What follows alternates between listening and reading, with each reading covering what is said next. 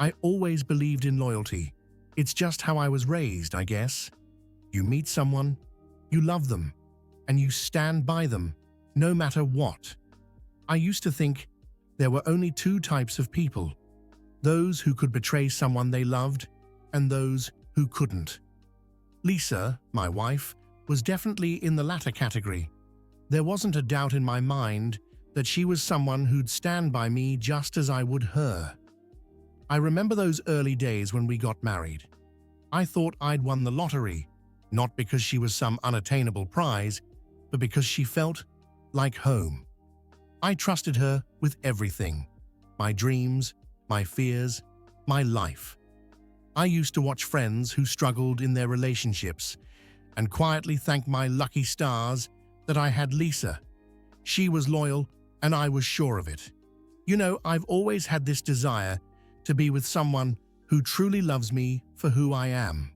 Not for money, status, or any of those things, just me. And with Lisa, I thought I had that. My dreams were pretty simple, really. I wanted to build a life where we'd grow old together, share stories, and laugh about the good times. Happiness until the end. That's what I envisioned for us. It never crossed my mind that one day I'd be facing my worst fear: that Lisa would betray me. I mean, why would she? We had our problems like everyone else, but I thought those were normal. Sure, I doubted myself sometimes. I wasn't the richest guy or the most successful, but I did everything I could for her. I loved her, and I was sure she knew that. Sometimes, I think about the little moments I might have missed, those small shifts in Lisa's behavior that seemed insignificant. Maybe I was too wrapped up in my own world to see them. But back then, I never really let myself go there. I always pulled myself back, reminding myself Lisa would never do that. I guess it was my way of protecting myself from the possibility that my fear could be real. But in the back of my mind, there was always this tiny nagging suspicion. Was I just being naive? Was I holding on too tightly to the idea that Lisa was above all of that? I didn't want to believe that the life I had built, the one I thought was solid, could crumble just like that. It felt like if I questioned her, I'd be questioning everything we had, and that was just too terrifying to do. And that's the bubble I lived in, one built on my belief in loyalty, love, and the trust I had in Lisa. It was comforting, even if it was fragile, and as long as I didn't look too closely, it stayed intact. For a while, I really believed we were living the dream. Lisa and I had this life that felt almost picture-perfect. We had our routines, our little jokes, the kind of familiarity that made everything feel stable, unbreakable. But looking back now, I realize how wrong I was. It's strange, isn't it? How cracks can appear in something you thought was rock solid, and you don't even see them until it's too late. It all started with these small things that I told myself didn't matter. Lisa's late nights became a bit more frequent. She'd tell me she was just staying late to catch up at work, and I wanted to believe her. Why wouldn't I? She had always been responsible, dedicated, but then there were the messages. Those quick, secretive glances at her phone, followed by a laugh that didn't include me. I remember asking her once casually who she was talking to, and she brushed it off, saying it was just a coworker. I laughed it off too, but there was a part of me that felt something, like a knot in my stomach that wouldn't go away. Then there were the times she'd come home, and the warmth that I was used to, that I counted on, just wasn't there. She'd sit across from me at dinner, nodding along while I talked, but her eyes seemed distant, like she was somewhere else. I kept telling myself that it was just stress, that maybe she had a lot on her plate. I remember convincing myself that I was overthinking it, that maybe I was being paranoid. But deep down, I knew something had shifted. I just didn't want to admit it. One night, she came home later than usual, and there was this moment. It's burned into my memory. She walked in, and when I asked how her day was, she hesitated. It was only a second, but that hesitation spoke volumes. It was like she was trying to decide what version of the truth to tell me. She quickly recovered, gave me the usual, "It was fine, just busy" line, but the damage was already done. That hesitation felt like a knife twisting in my gut, and I couldn't shake it. The worst part, it wasn't just the late nights or the distant looks. It was the way I felt, like I was slowly losing her, bit by bit. I could feel her slipping away, but there was nothing solid I could grab onto to stop it. It was like I was trying to hold onto sand, and no matter how tightly I closed my fist, it kept slipping through my fingers. I tried to ignore it, tried to keep everything normal, but the truth was, our perfect life was already beginning to unravel, and I was powerless to stop it. I remember the day everything changed. It was an ordinary afternoon. Nothing special, just me coming back from work, ready to relax after a long day. As I was getting out of my car, my neighbor, Mrs. Thompson, waved me over. Now, Mrs. Thompson was the kind of person who always had the neighborhood gossip, but I never thought much of it. I figured it was just harmless chatter. This time, though, there was something different in her eyes. It wasn't the usual cheerful smile. She looked almost sympathetic. She started with small talk. "How's work? How's Lisa?" But then her voice dropped. She glanced around, almost like she wanted to make sure no one else could hear. She leaned in and said, "Michael, I need to tell you something. It's about Lisa." My heart stopped for a moment. I tried to laugh it off, make a joke about how Lisa must be out there organizing something again, but Mrs. Thompson's face stayed serious. She shook her head slowly and said, "I saw her the other night with another man." I froze. I think I even chuckled, like it was a joke I wasn't in on, but she kept talking. "They were at the cafe downtown. I saw them holding hands, Michael. I didn't want to believe it at first, but I'm so sorry." My stomach felt like it dropped through the ground. My mind was spinning, and all I could think was, "No, this isn't possible. Not Lisa." I nodded, thanked her, and tried to walk away, but my legs felt like they were moving in slow motion. My brain was stuck on a loop. Lisa holding hands with another man. Everything Mrs. Thompson said echoed in my ears. Part of me wanted to storm into the house and demand answers, but another part of me didn't even want to know. I just wanted to turn back time, make Mrs. Thompson's words disappear. I kept trying to convince myself that she must have been mistaken, that maybe she saw someone who looked like Lisa. But deep down, I could feel the truth already starting to sink in.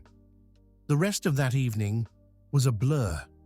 I remember going inside, seeing Lisa sitting on the couch, scrolling through her phone like nothing had happened.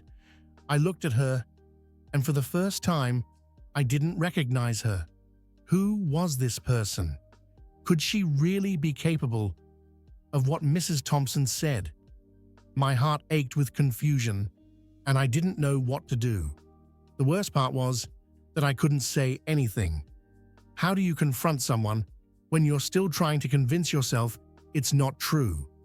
So I sat there, with a smile plastered on my face, while every word from Mrs. Thompson twisted deeper and deeper inside me. After Mrs. Thompson's revelation, nothing felt the same. I tried to pretend that everything was normal, but inside, it was like a storm that wouldn't calm down. I started noticing everything, every little detail, every small action. The late nights that I'd brushed off before now seemed like flashing warning signs. Lisa was always busy lately, always somewhere else. I kept telling myself, it was just work or that she was stressed, but that nagging feeling wouldn't go away. It was the little things that started to drive me crazy. She'd laugh at a text message, and I'd wonder who it was. Her phone used to be left out on the counter, charging, but now it was always face down or tucked away. I remember one evening, we were watching TV, and her phone buzzed. She quickly picked it up, glanced at it, and just as quickly put it away. I asked her who it was, trying to sound casual, but she just smiled, said it was nothing, and moved on. That smile, the ease with which she dismissed it, made me feel like I was losing my mind. It wasn't just the phone. Lisa seemed distant, the kind of distance that you can't measure in miles, but in the space between two people who used to be inseparable. I'd try to hug her, and she'd pull away, saying she was tired.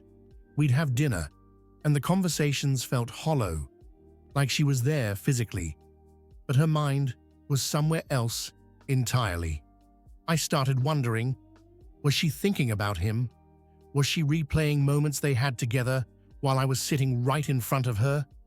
There were nights when I'd lie in bed beside her, staring at the ceiling, my mind racing.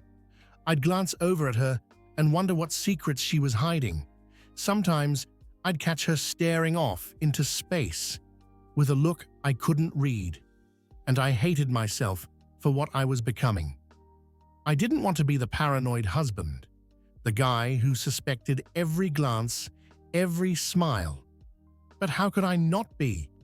Every time she laughed at her phone or avoided my gaze, it felt like another nail in the coffin of everything I thought we had. The worst part was that I didn't know if I was losing her or if I had already lost her. It was like I was watching our life together from a distance, and I could see the cracks spreading, but I couldn't do anything to stop them.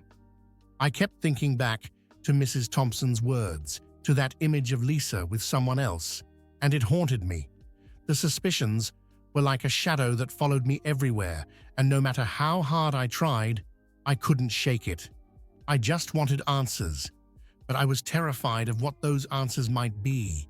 It's funny how quickly everything you thought you knew about yourself can fall apart. After the suspicions started piling up, I couldn't help but look at myself differently. I used to think I was enough for Lisa, enough for a happy life. But now, I felt like nothing. Every time I saw her smile at a text or heard her make an excuse to be somewhere else, it was like a reminder that I wasn't what she wanted anymore. I began to wonder, was I ever really enough? Maybe Lisa was looking for something I could never give her. I wasn't rich. I wasn't famous. I didn't have the kind of status that made people look twice. I worked hard, but it never seemed to be enough to bring us the kind of life I thought she deserved. And now, that lack of success haunted me, making me question if that was what drove her away. Maybe if I had been more successful, made more money, things would have been different.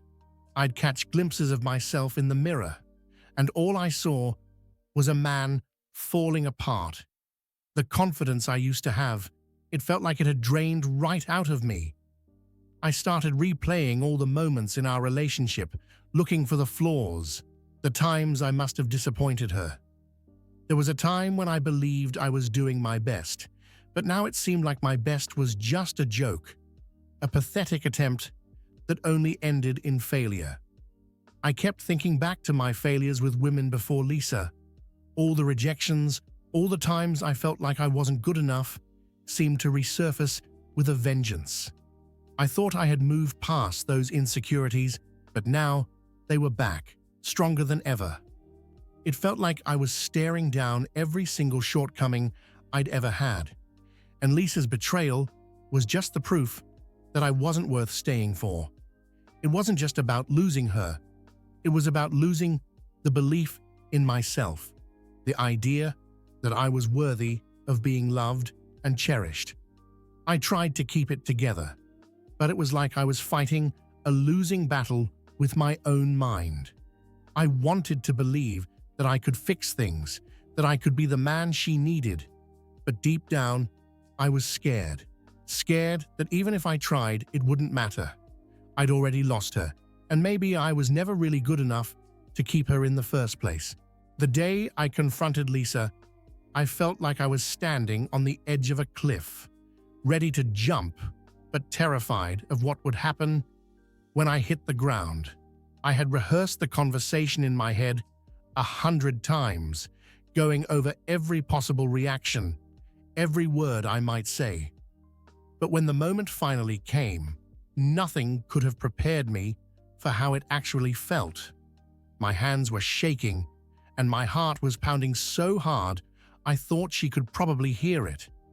I waited until we were both home, sitting in the living room. She was scrolling through her phone, like she always did, and I just looked at her, trying to gather the courage to say it. I remember my voice coming out shaky, almost like a whisper, when I finally asked, "Lisa, is there something you need to tell me?" She looked up, her eyes narrowing for just a moment, and she tried to smile, brushing it off with a casual, "What do you mean?" I could feel my throat tightening as I tried to find the words. I know about the guy, the one you've been seeing." Her face changed then. Just for a split second, the smile faltered, and I saw something else, something that looked like fear or guilt. She tried to deny it at first, but her voice lacked the confidence it usually had, and I could tell she knew. She knew that I knew. Then it all came out, slowly, painfully, as I pressed her. She admitted to it. She talked about the guy, someone she met through work, and how it just happened. I remember sitting there, feeling my world unravel in front of me, as if everything I thought we had was turning to dust right in my hands. Lisa kept talking, trying to explain, saying things like, "I never meant for it to go this far," and "I still care about you." But none of it mattered. Each word felt like another knife, twisting in my heart.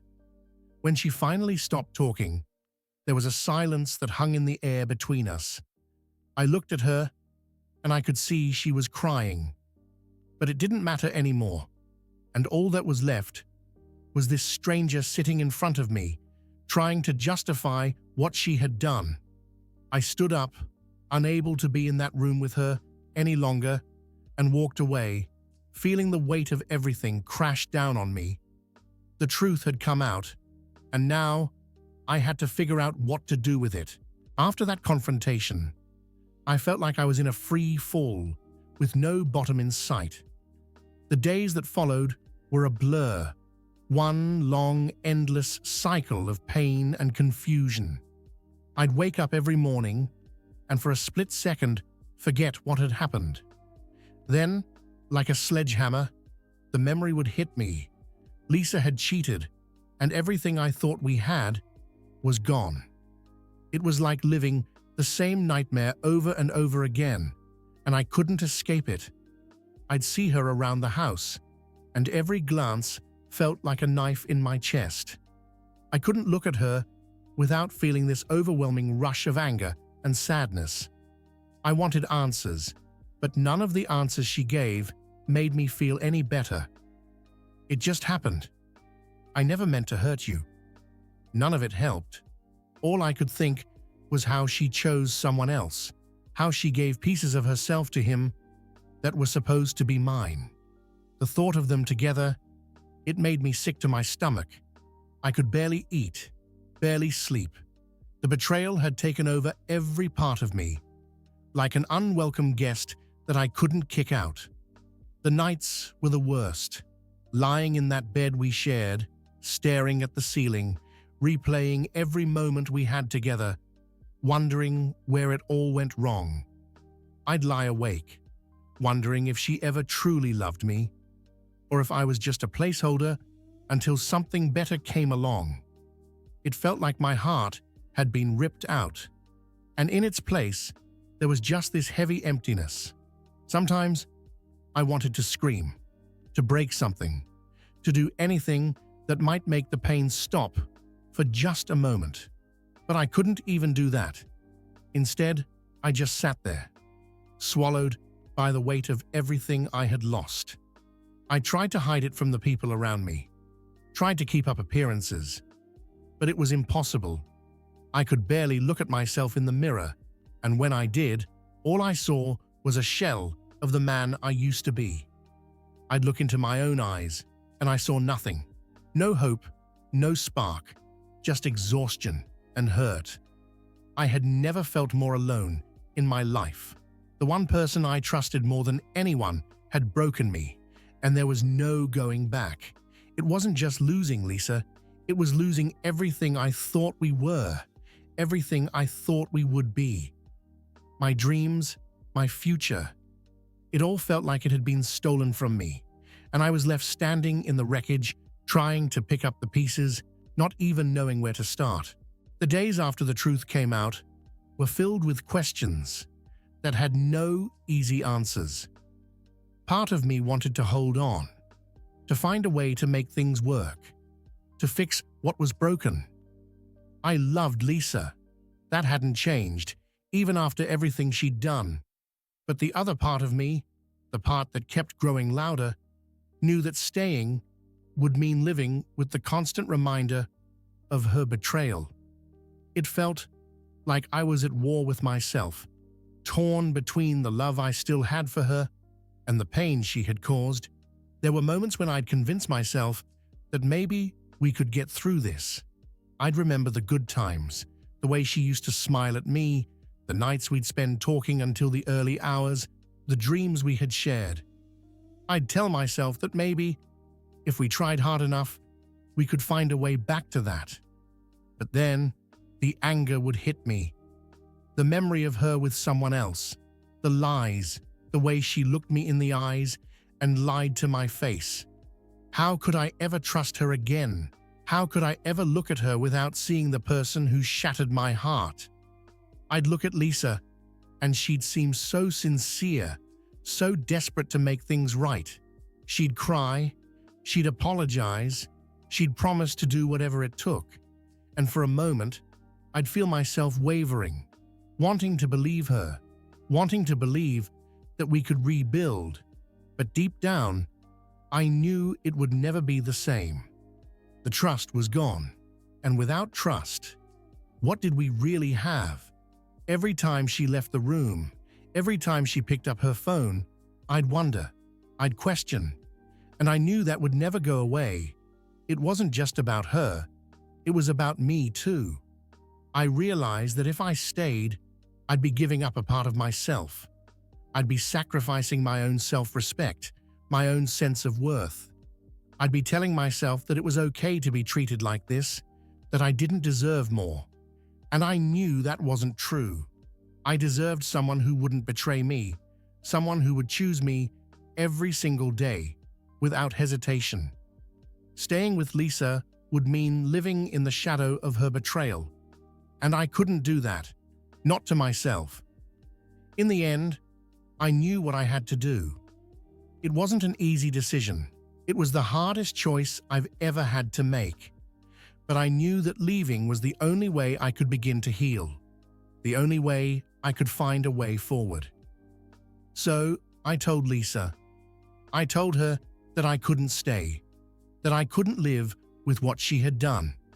She cried, she begged, but I stood firm. It was the hardest thing I've ever done, walking away from the life we had built. But I knew it was the right thing for me.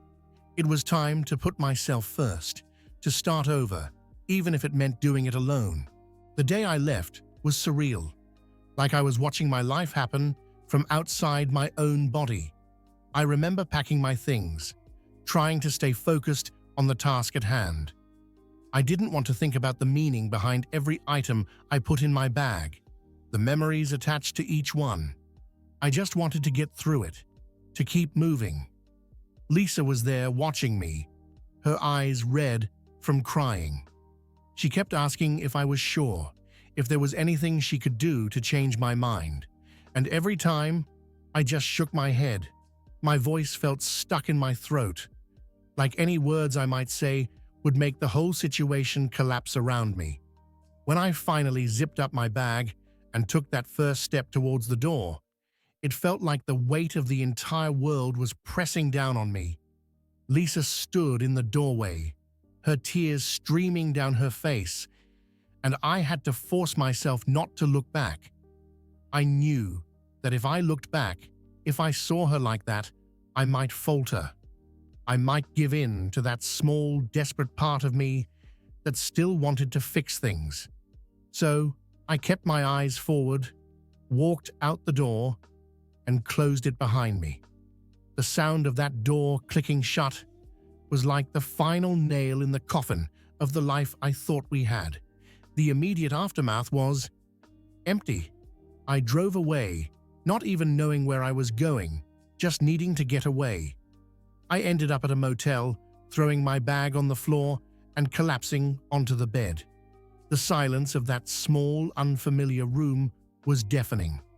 I lay there, staring at the ceiling, feeling the emptiness spread through me. It was like everything had been stripped away. My home, my marriage, my sense of who I was. I felt hollow, like there was nothing left inside me. I tried to distract myself, turning on the TV, scrolling through my phone, anything to fill the silence. But nothing worked. The reality of what had just happened kept crashing into me like a wave over and over again. I had walked away from the woman I loved, from the life we had built together. And now here I was, alone, in a motel room, with nothing but the echoes of everything I'd lost. It hurt in a way I can't even describe. It was like a part of me had been ripped out, and all that was left was this gaping hole. I knew I had done the right thing, that I had to leave to protect myself, but that didn't make it any less painful. That night, I barely slept. I kept thinking about the future, about what my life was supposed to be now. Everything I thought I knew, everything I had planned, was gone. I had to start over, but I had no idea how. All I knew was that I couldn't go back, not after what Lisa had done.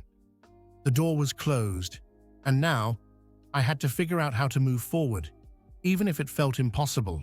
After leaving, there was only so much I could handle on my own before I had to reach out to someone. I thought I could tough it out, but the loneliness, the silence, it was overwhelming. I needed to hear a familiar voice, something to remind me that I wasn't completely alone in all of this. So, I called my best friend, Dave. I hadn't told him much before that call, just that things were rough. But when I finally broke down and told him everything, it felt like a dam had burst. Dave listened, really listened, without judgment, without interrupting. He didn't say much at first, just let me get it all out. And I could hear it in his voice, the anger, the sadness, the disbelief at what Lisa had done. He told me he was there for me, whatever I needed. And for the first time, in what felt like forever, I felt a little less alone. I didn't have to carry all of it by myself anymore. Dave was there, and he reminded me that I was still worth something. That Lisa's betrayal wasn't my fault, no matter how much it felt like it was. It wasn't just Dave. Over the next few days, I reached out to my family too. My sister Sarah came over to see me. I hadn't cried in front of anyone since the day I left, but when I saw her standing there, with that look of concern in her eyes, I couldn't hold it in anymore. She hugged me, and all the walls I had put up just crumbled. I cried like a kid, and she held me, telling me it was okay, that I was going to be okay. It wasn't about fixing anything or giving me advice. It was just about being there, and that was exactly what I needed. There were moments when I felt embarrassed, like I was failing because I needed help. But every time I talked to Dave or Sarah or my mum, who called me every night just to check in, I realized that there was strength in letting people in. I didn't have to do it alone. The people who loved me were there, and they reminded me that I still had a life beyond Lisa, that there were still people who cared about me, even when I felt like I was at my lowest. It wasn't easy. There were still days when I felt like I was drowning, but knowing that I could call Dave or go see Sarah made it a little more bearable. Slowly, I started to see that my life wasn't over. It was different, it was painful, but it wasn't over. I had people who loved me, and that was something worth holding on to. It gave me just enough strength to start thinking about what came next, even if I wasn't ready to take that step yet. After those first few weeks of feeling completely shattered, I knew I had a choice. I could stay in that motel room, letting the pain consume me, or I could try to do something about it. It wasn't a grand realization or some sudden burst of motivation. It was more of a slow, desperate need to feel anything other than hopelessness. I needed to take back control, even if it was just one small piece of my life at a time. So, one morning, I got up and decided to take the first step. I started going to the gym. At first, it was more about getting out of that room than anything else, just having somewhere to go, a place that wasn't filled with memories of Lisa. I didn't know what I was doing half the time. I just needed to move, to do something physical. And with every drop of sweat, with every rep, I started to feel a little bit of the weight lift off my shoulders. It wasn't that the pain went away, but it became something I could manage, something I could work through.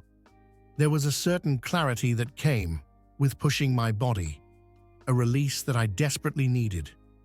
I started taking walks too, just around the neighborhood, or sometimes in the park. I'd put in my headphones, listen to some music, and let myself get lost in it. I remember feeling so disconnected at first, like I was just going through the motions. But over time, I started to notice things again.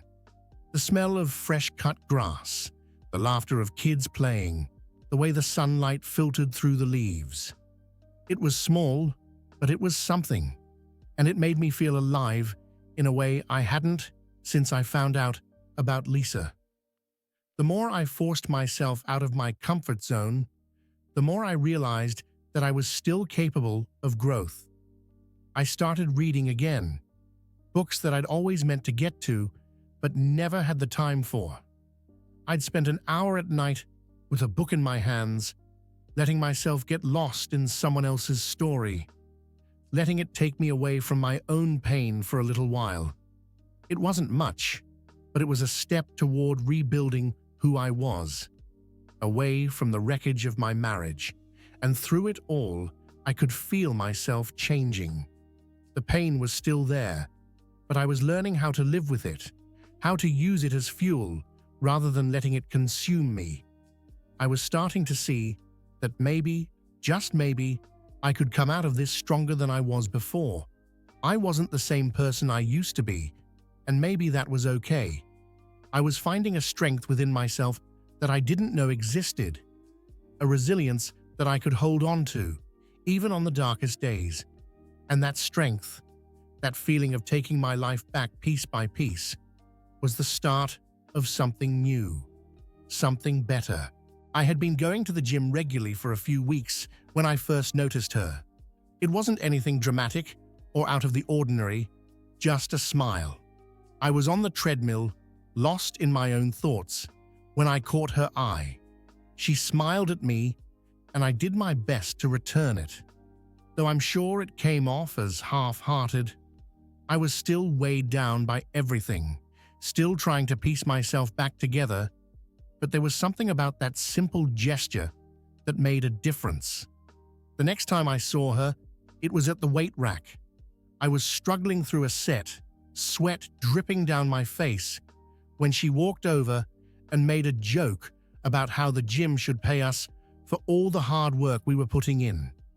I laughed, really laughed, for the first time in what felt like forever. It was like a crack of light breaking through the darkness I had been living in. Her name was Anna, and from that moment on, we started talking more often whenever we crossed paths. It wasn't anything big, just casual conversations between sets or a quick exchange at the water fountain. But those moments started to mean something to me. It wasn't about forgetting Lisa or pretending the pain wasn't there. It was about feeling something new, something that wasn't sadness or anger or emptiness. Anna was kind. She didn't pry, didn't ask why I always seemed a little tired or why my smiles never quite reached my eyes. She was just there, and her presence was a reminder that maybe there was more out there for me. One day, she asked if I wanted to join her for a smoothie after our workout. My first instinct was to say no. I wasn't ready, wasn't looking for anything, but something inside me told me to say yes, to just let myself enjoy a moment that wasn't defined by my past. We sat at a small table, talking about nothing in particular: work, movies, the best and worst exercises at the gym. I remember thinking how easy it felt, how natural it was to just sit there with her, laughing, feeling like a part of the world again. I wasn't in love, not yet, but there was something in me that felt different. Something that felt like hope. It was the first time in a long time that I let myself imagine a future where I wasn't defined by what Lisa had done.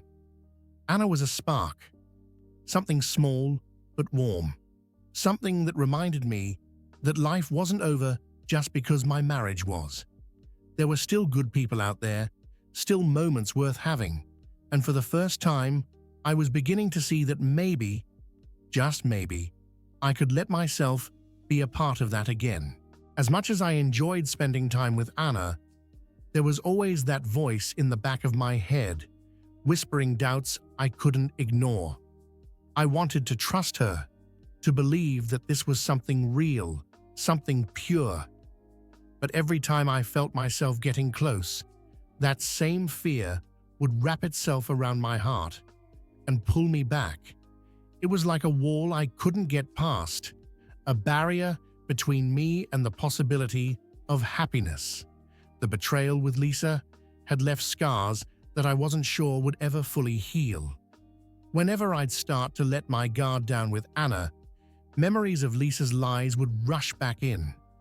I'd remember the way Lisa smiled at me, the way she'd reassure me, and how it was all just a mask hiding what was really going on behind my back.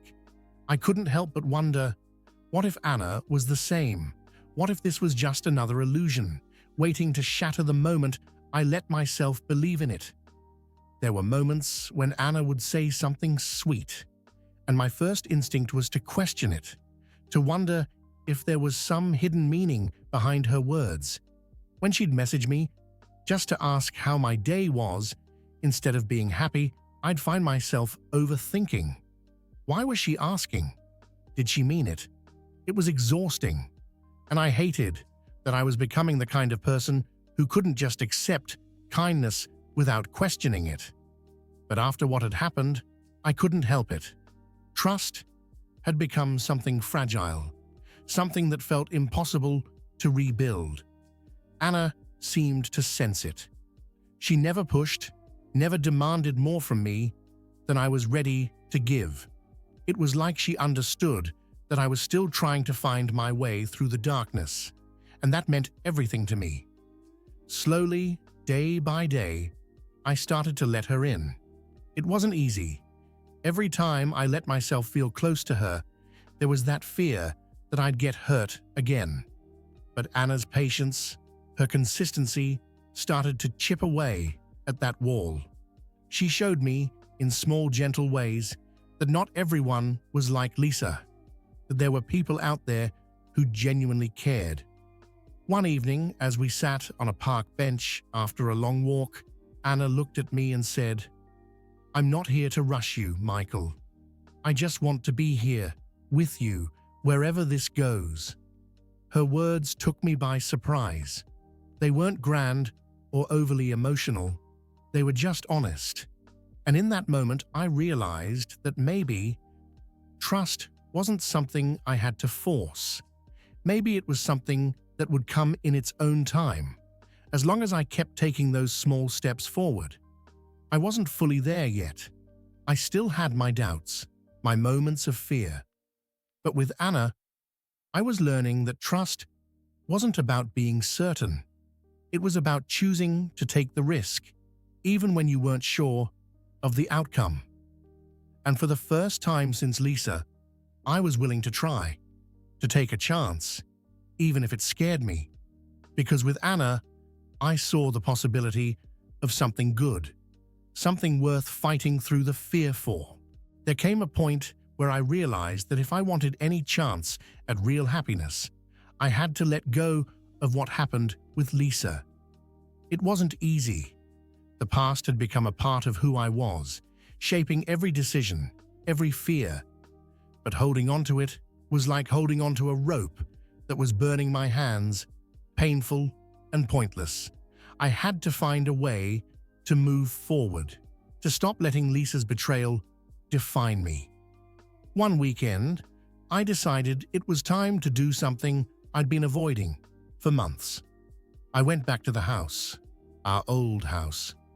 Lisa had moved out after I left, and it had been sitting there, empty, like a monument to everything that had gone wrong.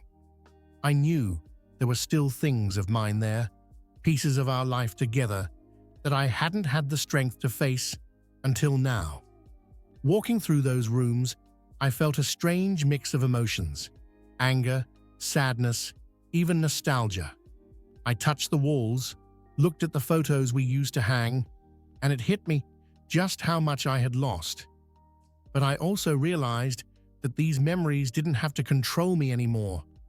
I started packing up what was left: some old clothes, a few books, mementos from vacations we took.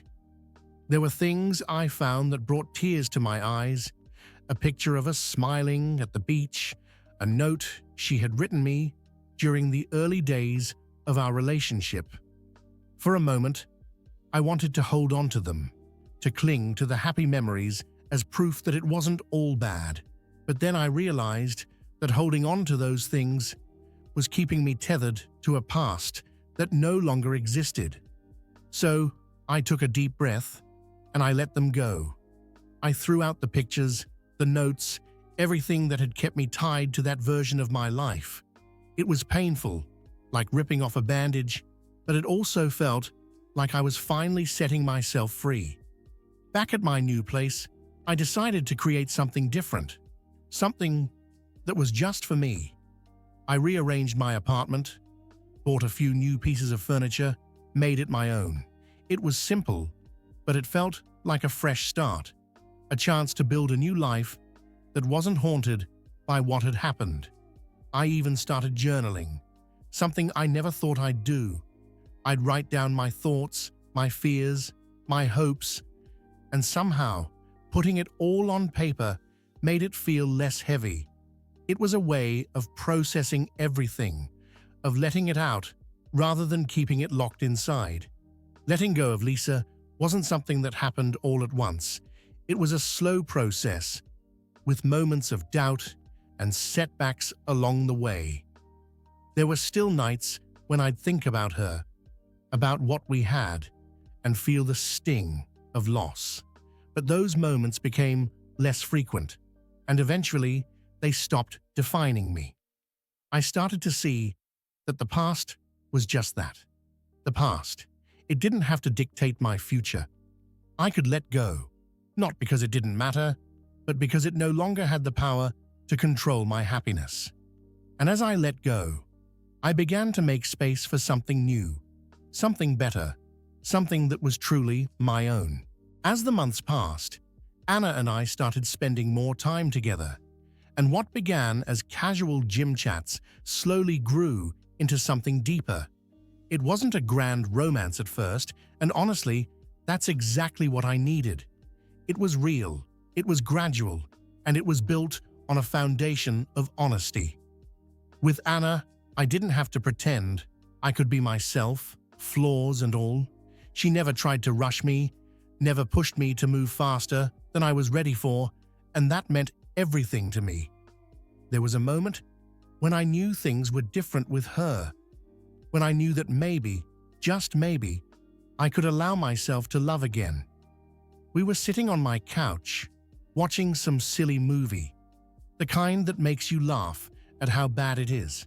I looked over at her, and she was laughing, her eyes crinkling at the corners. And for the first time, in a long time, I felt something in my chest that wasn't pain. It was warmth. It was the kind of happiness that you don't realize you've missed until you feel it again. With Anna, there was no pretending, no worrying about whether I was good enough. She made me feel like just being myself was enough. She knew what I had been through, knew the pain I carried, and she accepted it without question. There were no conditions, no judgments. I remember one evening when I finally opened up to her about everything, about Lisa, about the betrayal, about how it had torn me apart. I expected her to look at me differently, maybe with pity or even concern. But instead, she just listened, took my hand and said, "You're stronger than you realize, Michael." Those words stuck with me. They weren't dramatic or over the top. They were just true. And they reminded me that what I had been through didn't have to define me. Anna wasn't trying to fix me. She was just there, by my side, and that made all the difference. Slowly, I found myself opening up more, letting myself dream again. We started making plans together. Small things like going hiking on the weekends or taking a day trip to the coast. And for the first time since everything had fallen apart, I felt excited about the future. I wasn't just surviving anymore. I was living, and I was happy. The laughter, the shared moments, the quiet times where we just sit together, not needing to say anything. It was everything I had forgotten I wanted. Anna helped me see that the betrayal I had suffered didn't mean I was broken beyond repair. I could still love, still be loved, and find joy in the simple, beautiful moments of life.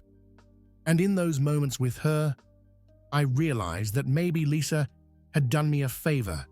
She had shown me what I didn't want, what I didn't deserve, and that had led me to Anna, to someone who truly cared, who saw me for who I was and chose me anyway. It wasn't the life I had planned, but it was a life that was real, full of laughter, trust, and a love that was genuine. With Anna, I found the happiness I thought I'd lost forever, and for that, I would always be grateful. Sitting here now, looking back on everything I've been through, it feels almost like a different life. There were moments during all of it when I didn't think I'd make it to the other side, when the pain felt too heavy and the future too bleak. But now, after everything, I can see that those moments, those darkest days, were what led me here. They taught me things I never thought I'd learn about myself. They showed me a strength I didn't know I had, a resilience that only revealed itself when I had no other choice but to keep going. I think about Lisa sometimes, not with anger or sadness anymore, but with acceptance. What happened between us was devastating, and it broke me in ways I wouldn't wish on anyone. But in the end, it set me free. It forced me to confront parts of myself I'd ignored for too long, my fears, my insecurities, my doubts. It was through facing those that I was able to let go, to move on, and to find something better. If there's one thing I've learned, it's that the past doesn't define who we are. It shapes us, yes, but it's up to us how we let it shape the rest of our journey. And then there's Anna. Meeting her was like finding a light in the darkness I thought would never end. She helped me see that there was still goodness in the world, that love could still be real, honest, and pure. She didn't fix me. No one could do that but myself. But she was there beside me as I picked up the pieces, and she made me realize that I was worth loving, even after everything. With Anna, I found a happiness I never thought I'd feel again. A happiness that was grounded not in illusions, but in truth. I used to think that love was about finding someone and holding on no matter what. But now I know that love, real love, is about finding someone who sees you, truly sees you, in all your flaws and strengths, and chooses you every single day. It's about growing together, building each other up, and being honest about the difficult parts. It's not about perfection. It's about resilience, forgiveness, and hope. The journey wasn't easy, and it wasn't without its scars, but I wouldn't trade it. Those scars are a part of me, a reminder of what I've been through, and the strength it took to come out the other side. I'm not the same person I was before, and that's okay. I'm stronger now, more aware of what I need, of what I deserve. Life has a way of surprising you, of taking everything you thought you knew and turning it on its head. But if there's one thing I know now, it's that even after the worst storms, there's still the chance for something beautiful to grow. And with Anna by my side, I feel like I'm finally on the path to the life I've always wanted. One built on truth, trust, and a love that's real.